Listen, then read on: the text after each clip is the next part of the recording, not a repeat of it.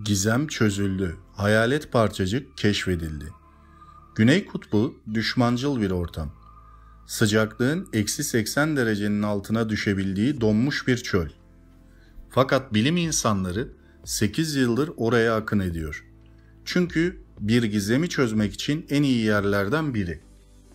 Dünyaya küçük, neredeyse görünmeyen parçacık ışınları atan şey ne? Bu nötrino adı verilen parçacıkları yakalaması inanılmaz zor.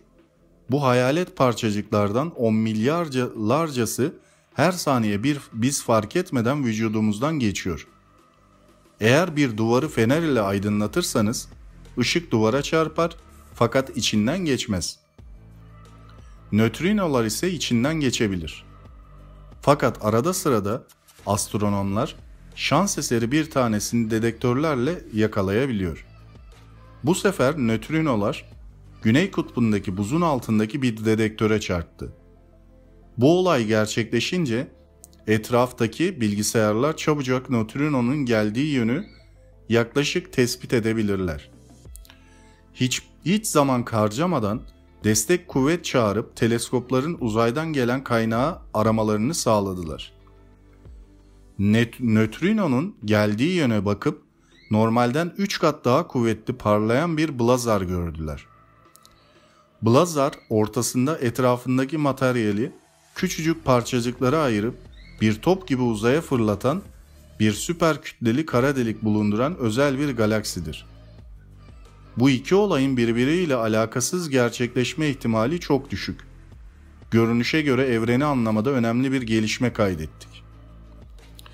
100 yıldan fazladır merak ediliyordu. Keşif bununla da sınırlı kalmadı. Sürekli olarak dünyamıza çarpan ve yüksek enerjiyle yüklü parçacıklar olan kozmik nötrinolar, kozmik ışınlarla birlikte hareket ederler.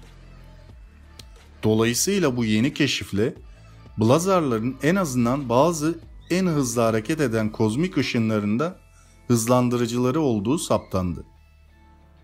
IceCube Nötrino Gözlem Evi'nin baş bilim insanı olan Francis Halzen, kozmik ışınların kaynaklarını 100 yıldan fazladır arıyorduk diyor. IceCube tesisi Antarktika buzullarının 2,5 kilometre derinlerine kadar inen ışığa duyarlı dedektörlere sahiptir. Bunlar nötrino bir atom çekirdeğiyle etkileşime girdiğinde yayılan mavi ışığı algılarlar. 22 Eylül 2017'de IceCube 300 tera elektron volt yüklü olan son derece yüksek enerjiye sahip bir nötrino algıladı ve 1 dakika içerisinde astronomlara bu bulguyu ve parçacığın kaynağıymış gibi görünen uzay bölgesinin koordinatlarını içeren otomatik bir bildiri yolladı. Ardından uzaydaki ve karadaki yaklaşık 20 teleskop koordinatları araştırmaya koyuldu ve sonunda nötrinonun kaynağı zaten bilinmekte olan TXS 0506-056 isimli dünyadan 4 milyar ışık yılı uzaklıktaki bir blazar olduğu anlaşıldı. Daha önceye ait veriler de var. Farklı araçlarla yapılan takip gözlemleri de TXS 0506-056'dan gelen güçlü gama ışını patlamaları olduğunu ortaya koydu. Ve IceCube ekibi arşivlerini gözden geçirdiğinde aynı blazardan gelmiş gibi görünen bir düzineden fazla kozmik nötrino verisine rastladı. IceCube'de kıdemli bir bilim insanı olan Albert Carle, tüm parçalar birbirini tutuyor. Başka gözlem evlerinden de yapılan gözlemler ve arşivimizdeki veriler bu blazarın çok yüksek enerjiyle yüklü nötrinoların ve dolayısıyla yüksek enerjili kozmik ışınların kaynağı olduğuna dair ikna edici kanıtlar var diyor. Astronomlar bugüne dek evrende birkaç bin blazar tespit ettiler. Ancak henüz hiçbirinin bize TXS 0506-056 gibi nötrinolar fırlattığı görülmedi. Halzen, Space.com'a yaptığı açıklamada bu kaynağın özel bir tarafı var ve bunun ne olduğunu bulmalıyız diyor. Kozmik ışınların gizemi ve önemi. Kozmik ışınlar sürekli olarak dünyayı bombalamaktadırlar. Kozmik, iyonlaştırıcı, radyasyon olarak da adlandırılan bu parçacıklar, neredeyse ışık hızında hareket eden protonların çekirdek atomları veya atom altı parçacıklarını oluştururlar. Aynı zamanda bu ışınların dünyaya çarpmadan önce milyarlarca yıl seyahat edebildiklerini belirtelim. Bu yüksek enerjili yüklü parçacıkları elbette gözle görebilmek mümkün değil. Ancak her an gezegenimizin atmosferine her yandan sürekli olarak çarpıyorlar. Bu ışınlar dünyaya yaşayan insanlar için herhangi bir risk oluşturmazlar. Çünkü gezegenin atmosferi sahip olduğu manyetik alan sayesinde altındakileri koruyabilmektedir.